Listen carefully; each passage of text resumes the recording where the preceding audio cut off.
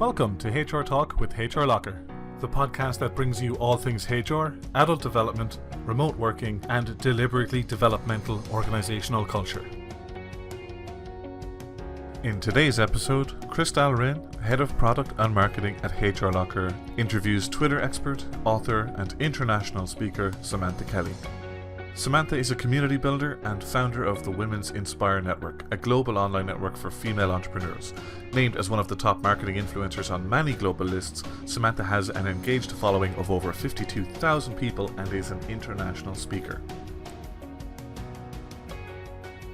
Hi and welcome to HR Talk. My name is Christal Wren. In this week's episode, we will be talking about employer branding and how to utilize your social media channels, particularly when you're recruiting. It's important your company and your brand stand out. So today we have Twitter expert Samantha Kelly with us. So some of you may know her as the Tweeting Goddess. So Sam, we are delighted to have you here today, and I'd love you to introduce yourself to all our listeners. Well, thank you so much for the opportunity. It's great to be in Wexford talking to where you are there. It's amazing what technology has done for us all lately. I'm Tweeting Goddess, Samantha Kelly, Tweeting Goddess on Twitter. I'm a Twitter expert, but also I coach people on how to shine online and make sure that their brand is giving their best self out there. Super. So Sam, things are changing in this digital world of ours every single day. It's kind of hard to keep up with things. So what do you think at the moment are the key steps to create a good employer brand on social media, especially in today's environment? Well, I always say, employee advocacy, is really, really important, so it's about getting your employees on board to kind of help with this, spreading the word about your brand. I think it's really important that the CEO is also active to see what's going on. But at the moment, right now, the pandemic and stuff, what people really want online is the following. They want value, they want hope and compassion, and good news stories of activities that you might be doing as a company, maybe one of your employees, maybe someone had a new baby during the pandemic or was supposed to get married. Like all of those stories is what we want on social media right now. I think that's interesting that it's not just, it has to come from one section. It's actually in a whole company. The employees need to be doing it, the CEO. Oh, absolutely. And I can give you an example. I remember I was tagging a company, whenever I was using this particular brand, and I would tag them, and the boss, the CEO, didn't even know that I was tagging their brand to 52,000 followers on Twitter. And see, that's really important because they didn't realize that the person who was running the account wasn't actually engaging with me and thanking me for tagging them. And that, like, if that was my company, I would be so on that really fast and really thanking me for tagging them and, retweeting it and engaging with me all the time and letting me know good news stories as they happen, because they obviously have a brand advocate in me. But yet the owner and the CEO didn't actually know that I was actually tagging them at all, And I think Sam, that's the key thing, is that traditionally people have just focused on that LinkedIn is where you do your employer branding, and that I think gone from that. I mean, other than LinkedIn, what other social media channels should we be using on? Should we be focusing on? Is it kind of a connection of them all, or what do you think? Not necessarily. No, it's wherever your audience are. So for B2B, for yourselves, it's definitely Twitter and LinkedIn. There are some Facebook groups as well that would be very active. It's really about finding out where your audience are. So finding out where the traffic is coming from. Is the traffic coming from when people search for you, or is it coming from Twitter? Is it coming from LinkedIn? If it happens to be coming from Instagram, then you need to focus more there, So it really depends on where your audience are hanging out and what their likes are and dislikes are, and finding out who that customer is. I know for Twitter and LinkedIn in particular, it's all about adding value and engagement. So it's about talking to other people, maybe in the area, maybe other people that are in business, like not necessarily, they might be talking about something else, but even you engaging with that business owner is going to get their loyalty to you, because a lot of business owners, 72% of people are more likely to engage or buy from a business owner when they've engaged with them before on Twitter. So yeah. I think that's important to realize, that for any marketing, just because it's working for another company, Oh yeah. working for you, what your channels. I think that's and you don't have to be on all the channels. Find out which one you guys love and is working for you, which one is getting the most engagement. And it's not about all the followers, it's about the engagement that you get. So when you put up an article, are people clicking? Are they joining? Are they engaging with you and commenting, for example? The best thing you can do right now, there are lots of people lost at the moment and really need help, and a lot of companies are really in distress at the moment, and tourism in particular, hair, beauty, all of those, so those people need help. How do I implement these changes? How do I keep my staff on board so they don't go somewhere else? And then how do I get them back into work? Some of them are getting payments and they might go, well, hang on a minute, maybe I don't want to work anymore. So it's about keeping the employees engaged so that they really look forward to coming back again as well. And Sam, do you think that this employer branding thing, should it be led by purely marketing, or should the HR team kind of get onto the table as well and kind of work with them and have a joint message? Or how is it? Absolutely. Everybody has to be at the table. Everybody has to have the same message, because,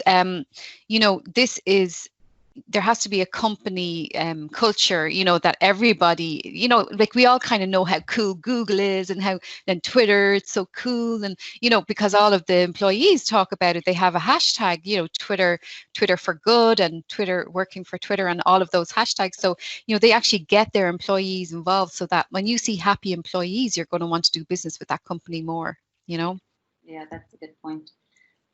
So I'd love to get your insight on some of the job boards like Glassdoor and some others. They allow employees to rate how good it is to work at that company. Sometimes these bad ratings might kind of filter around through social media channels, and then you're getting a bad rep on these channels. How do you negate that, or how do you turn that around if you're getting bad ratings? Okay, I don't know about the ratings thing, so I've never heard of that myself. So that's good. Okay, that I've never heard of it. So I suppose if you, with dealing with negativity on social media, the main thing is for the company to engage. I know you probably saw, Woody's, for example, got a lot of bad engagement because they weren't allowing children under 16 in when they reopened, and they had to deal with that.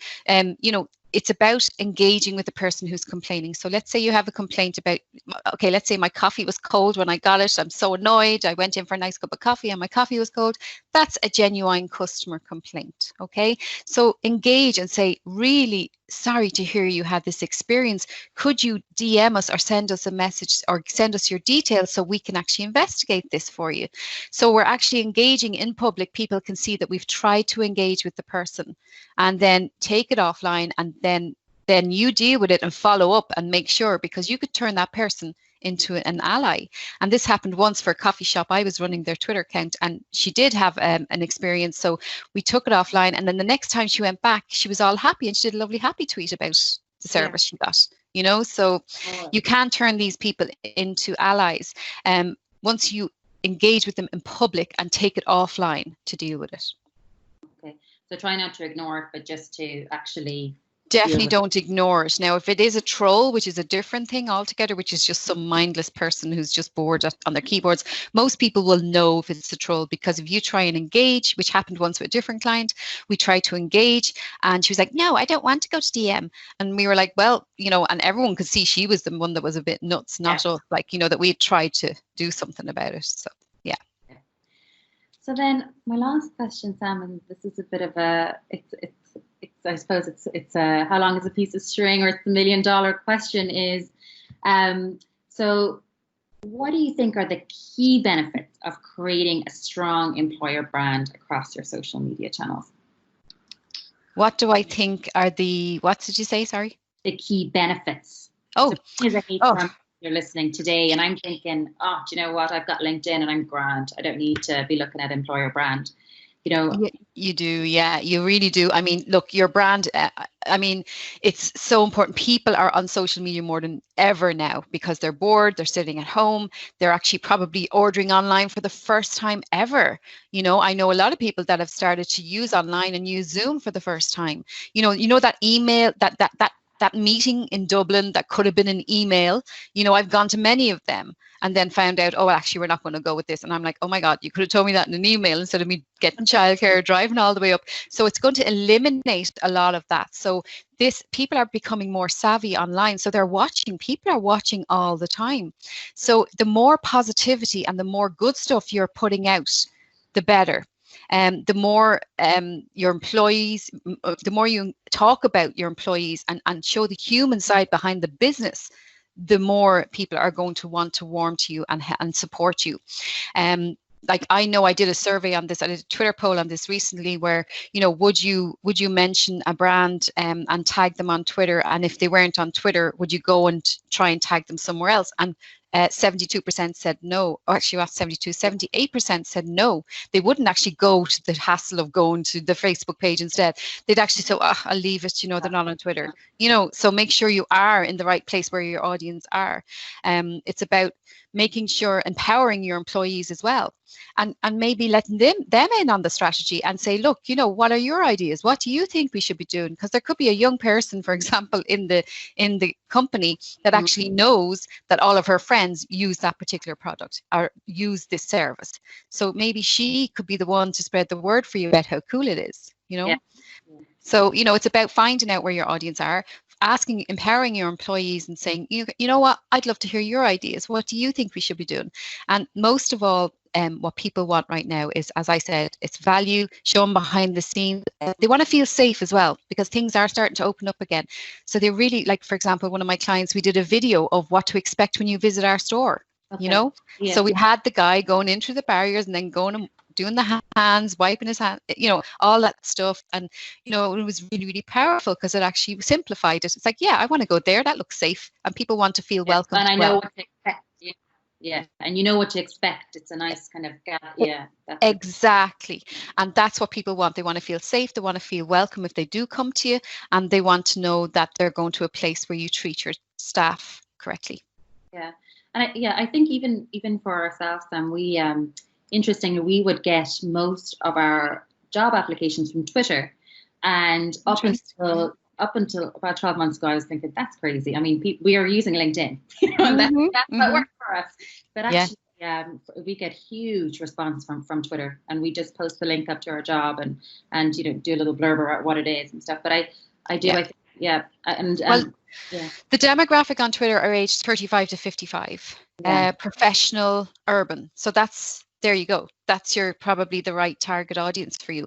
And also the hashtag Job Fairy is very, very active, and many people go and actually actively search the hashtag Job Fairy or Job Fairy Ireland for jobs.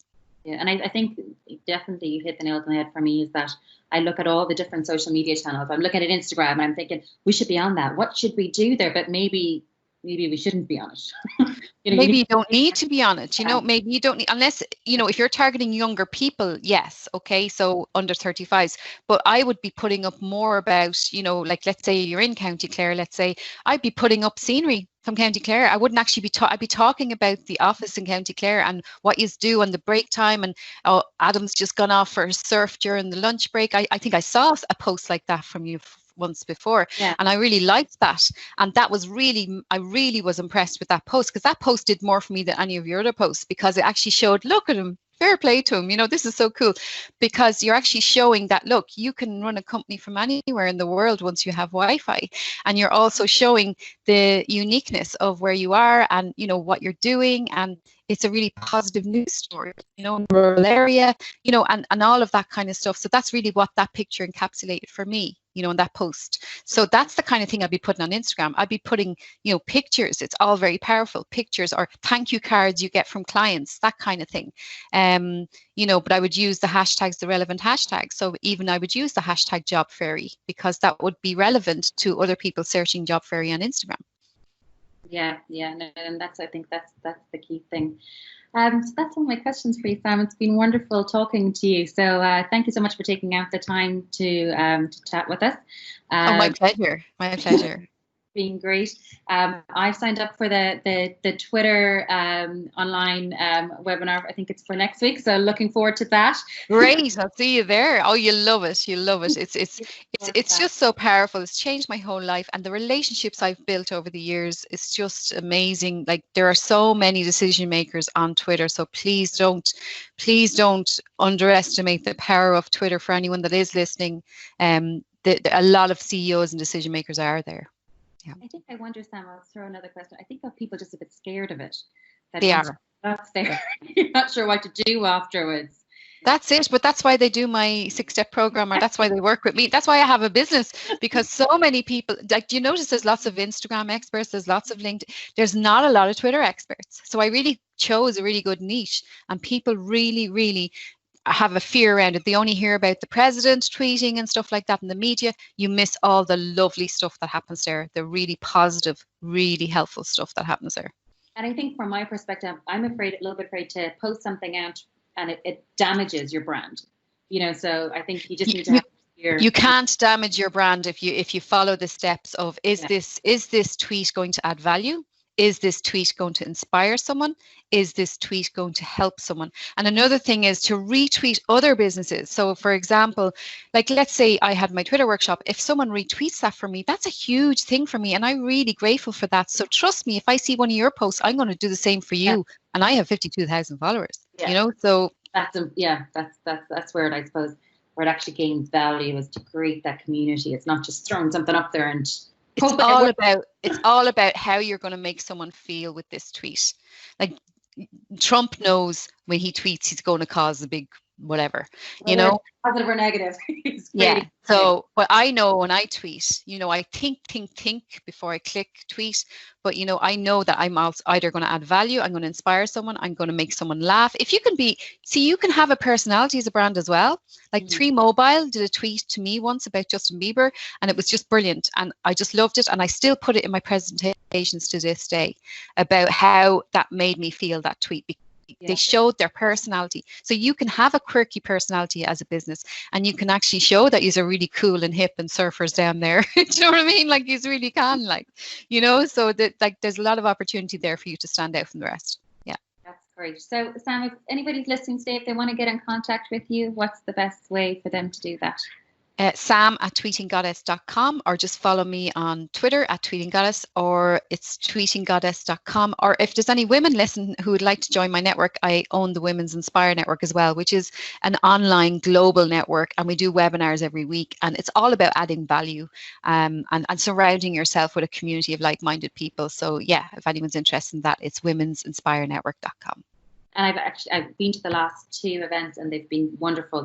I've come away from both of them feeling really inspired, really great, to meet loads of great people. And it was actually one of the first places I went to that everybody genuinely is interested in what you're doing and how they can help you. And it was a really great, lovely community, and really great feeling afterwards. It was really nice. So, well, it's also, I mean, look, this is another thing, it's about how you lead the way, so anyone that's listening that is a leader, it's about the company will revolve around your leadership and how you, like, when I started that event, I went, okay, leave your egos at the door. Let's all just enjoy this and have fun and help each other. And when you set the tone, that's what happens. Magic happens. And so, it's like your tweets, if you set a tone with a tweet and ask questions as well, ask your audience what it is they want. You could actually probably find out that actually they need a webinar on Instagram. Do you know what I mean? So you don't know what they need unless you ask them, so.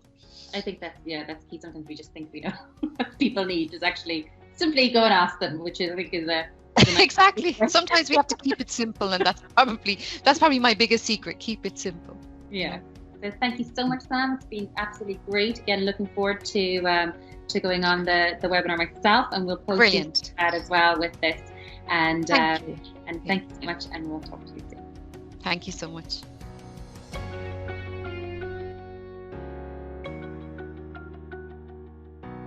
Thank you for listening to another episode of HR Talk with HRLocker, the podcast that brings you all things HR, adult development, remote working, and deliberately developmental organizational culture. We're available on iTunes, TuneIn, Stitcher, Google Podcasts, and anywhere else you get your favorite podcasts. Subscribe now and tune in for the next episode.